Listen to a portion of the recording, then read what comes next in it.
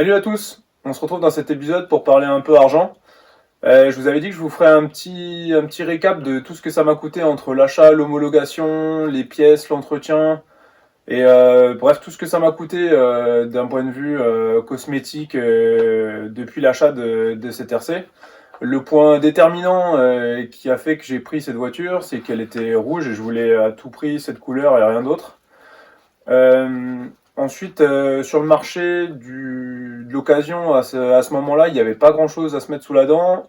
On avait plutôt des véhicules avec pas trop de bornes. À me rappeler, il y en avait une à 150 000 km et qui était dans la région de la Bretagne. Elle était quand même à vendre 8 500 € à l'époque et il y avait des soucis, on va dire, de carrosserie avec du vernis qui s'en va sur le pavillon et divers éléments plastiques de la carrosserie. Donc voilà, à ce moment-là, je trouvais ça un peu cher par rapport à ce qu'il y avait à faire dessus, mais elle était moins bornée. Et du coup, il y a cette annonce qui est apparue sur le Bon Coin, qui était pas très loin de chez moi, et donc du coup, sur laquelle j'ai sauté.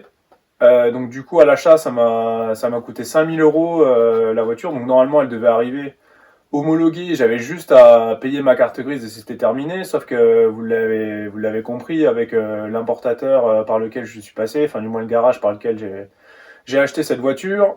Il était pas très compétent et du coup, je me suis tapé l'homologation du véhicule. Il m'a donné qu'une partie des documents sur 8 mois de délai. Enfin ouais, c'était une sacrée galère. Donc du coup, au niveau de l'homologation, le 846A, qui est en fait l'élément de dédouanement d'une voiture quand vous faites un achat euh, autre qu'un pays membre de l'UE, donc là en l'occurrence la Suisse, vous devez la faire dédouaner.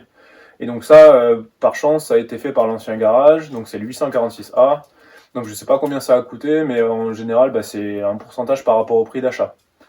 Ensuite, on a le certificat de conformité. Donc ça, c'est délivré par Peugeot exclusivement et donc du coup, ça coûte 280 €. Vous en avez besoin quand vous importez un véhicule français, allemand, anglais. Enfin bref, vous en avez besoin quoi qu'il arrive. Et donc du coup, qui certifie que le véhicule est conforme à la législation française pour rouler sur nos routes.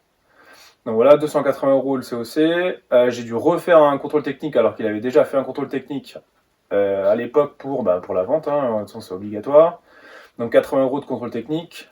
La carte grise qui m'a coûté 300 €. Donc après le contrôle technique que j'ai refait quand il a fallu que je fasse ma carte grise, c'est là où j'ai investi pas mal d'argent pour la réfection de la voiture, qui aurait été à faire de toute façon à un moment donné au vu du kilométrage, hein, surtout sur les trains roulants.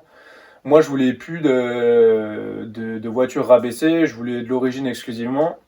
Donc du coup, j'ai racheté. Donc je vous rappelle qu'elle avait des ressorts courts, qu'à l'arrière elle avait été rabaissée, que le train arrière, il avait quand même des bornes, donc il était à réviser. Donc du coup, voilà, j'ai acheté pas mal de pièces. Amortisseur avant-arrière, donc ça, j'ai acheté neuf.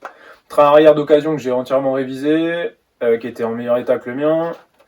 Donc on a les bras triangulés du train arrière que j'ai acheté en neuf. Cylinder block, les 4 cylindres blocs du train arrière, les biellettes de barre stab à l'avant, les plaquettes de frein à l'avant parce qu'il y avait un soufflet de cardan dont le clip s'était pété, donc du coup ça avait foutu du gras sur le disque et donc du coup sur les plaquettes et j'avais un déséquilibre au freinage à l'avant. L'échappement, on se rappelle qu'il était soudé, donc du coup j'ai dû disquer l'espace, enfin du moins la jonction entre le silencieux arrière et l'intermédiaire. Donc du coup pareil, j'ai racheté un échappement. Bon là j'ai pris de l'inox, hein, j'avais pris le Ragazon à 450 € d'occasion. Mais globalement, si j'avais pris du neuf en origine, ça aurait été à peu près le même prix. Le seul souci d'acheter aujourd'hui l'origine, c'est que vous n'avez plus les canules d'origine. Vous avez plus les deux belles canules en 76 qui font un peu l'originalité de la RC. Donc du coup, c'est pour ça que je m'étais rangé sur un inox qui d'ailleurs le bruit est très sympa, hein, vous l'avez vu sur la vidéo.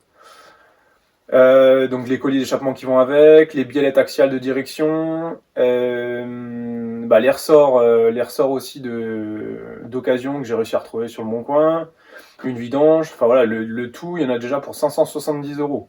Donc plus l'échappement inox pardon, à 450. Donc on est sur un total de 1020 euros de réfection pour passer le contrôle technique. Donc voilà, c'est déjà une belle somme, hein, 1000 balles juste pour passer un contrôle technique alors qu'il était censé être valide, ça fait un peu chier. Mais bon, c'est comme ça. Au niveau de la cosmétique, donc après j'ai changé l'assise de siège parce qu'il y avait une coupure sur mon assise chauffeur. Donc 200 euros d'assise chauffante que j'ai réussi à retrouver d'occasion en super état. Un soufflet et un pommeau de levier de vitesse parce que le mien il était tout griffé. Je pense que la personne d'avant avait sûrement une bague ou quelque chose qui fait que le pommeau était vraiment, vraiment griffé. Donc ça à 20 euros.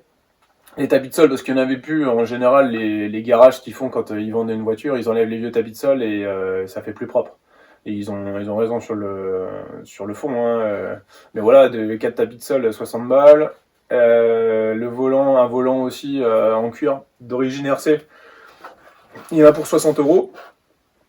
Une plage arrière et les logos de la malle arrière, il y en avait pour 30 euros. Donc ça, c'est pareil, c'était en casse. Donc voilà, au niveau cosmétique, on est déjà à 370 euros. Après ça, donc ce qui me reste à faire sur la voiture qui va devenir un peu urgent, entre guillemets. Donc au niveau entretien, il y a la distribution qui va être à faire. Étant donné que j'ai un carnet d'entretien full tamponné Peugeot, j'ai fait déjà un devis dans un garage Peugeot et il y en a pour 856 euros de la distribution complète avec la pompe à eau.